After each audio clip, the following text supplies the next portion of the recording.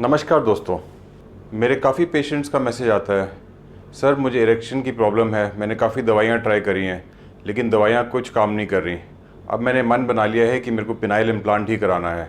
Sir phenyl implant का क्या ख़र्चा है? मेरे पास मेडिकल इंश्योरेंस है, क्या इससे कोई हेल्प मिलेगी? सर जो भी ये ख़र्चा है ये सारा एक ही बारी में देना है कि हम लोग बारी बारी किस्तों में भी दे सकते हैं? कोई EMI ऑप्शंस हैं कि नहीं? मैं doctor Ashish Sabharwal, urologist, andrologist and robotic surgeon, new Delhi, India से आज आपको पिनाइल इम्प्लांट कॉस्ट के बारे में फुल इन्फॉर्मेशन दूंगा। इस वीडियो में मैं आपको 3 चीज़ें बताऊंगा। एक तो पिनाइल इम्प्लांट की कॉस्ट क्या है, दूसरा इंश्योरेंस से कैसे हेल्प मिल सकती है, और तीसरा EMI ऑप्शंस क्या हैं।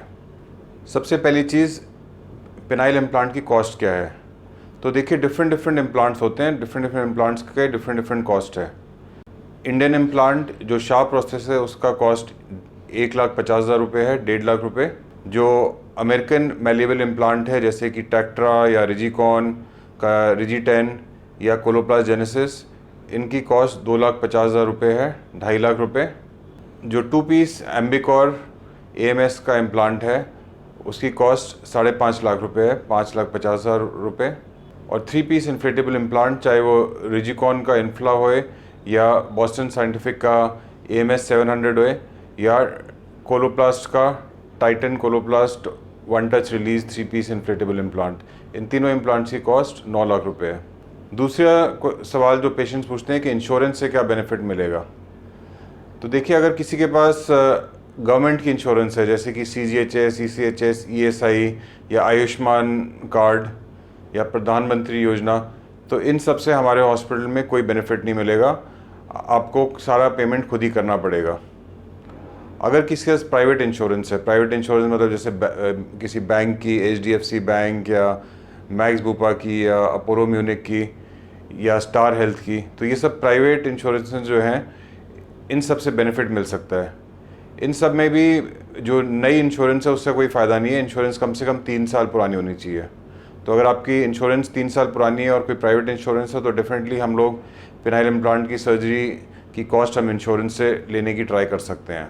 तीसरी चीज़ वो मेरे से पेशेंट्स पूछते हैं कि EMI ऑप्शंस क्या हैं, मतलब कि अगर आपके पास पूरा अमाउंट एक साथ देने के लिए नहीं है लेकिन अभी आपके पास इतना टाइम भी नहीं है कि आप अपना अमाउंट कलेक्ट कर सकते हैं और आपको इम्प्लांट जल्दी कराना है, तो कई मेरे से पेशेंट्स पूछते हैं कि हम थोड़ा सा पैसा अभी दे देते हैं और बाकी कुछ महीनों बाद दे देते हैं, तो ऐसा हो सकता है कि नहीं? तो देखिए हमारे पास एक EMI ऑप्शन भी है। EMI ऑप्शन का ये मतलब है कि जब आप आएंगे और आपके पास पैसे की प्रॉब्लम है तो हम आपका आधार कार्ड, पैन कार्ड और फ़ोन नंबर नोट डाउन करेंगे। इन सब से हमारे को आपकी क्रेडिट हिस्ट्री की इन्फॉर्मेशन मिलेगी और उसके बेसिस पे आपका लोन आधे घंटे के अंदर अंदर अप्रूव हो जाता है। और उसका ये स्कीम होगी कि आपको करीब 30 to 40% पेमेंट सर्जरी से पहले करनी होगी और बाकी की पेमेंट 1 साल के अंदर अंदर 8 किस्तों में करनी होगी। फॉर एग्जांपल आप मान के चलिए आपने इंडियन इम्प्लांट कराना है जिसके कॉस्ट 1.5 लाख रुपये है, तो 1.5 लाख में से आप 60,000 रुपये सर्जरी से पहले दोगे और उसके बाद 3 महीने तक आपको कुछ पेमेंट नहीं करनी। 3 महीने के बाद हर महीने आपको करीब 11-12 हज़ार रुपये देने पड़ेंगे, जिससे कि टोटल आप 1.5 लाख रुपये दोगे। आपको ये EMI ऑप्शन में भी कॉस्ट उतनी ही पड़ेगी जितनी आपको एक फुल पेमेंट, डाउन पेमेंट में कॉस्ट पड़ती है, तो आपको उसमें कोई प्रॉब्लम नहीं होगी।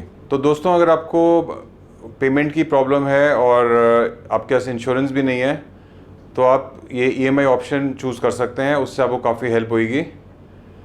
अगर आप पिनाइल इम्प्लांट सर्जरी के बारे में सोच रहे हैं और आप मुझे कॉन्टैक्ट करना चाहते हैं तो आप मेरे को ईमेल कर सकते हैं या व्हाट्सएप कर सकते हैं। मेरा ईमेल एड्रेस और व्हाट्सएप नंबर नीचे डिस्क्रिप्शन में दिया हुआ है।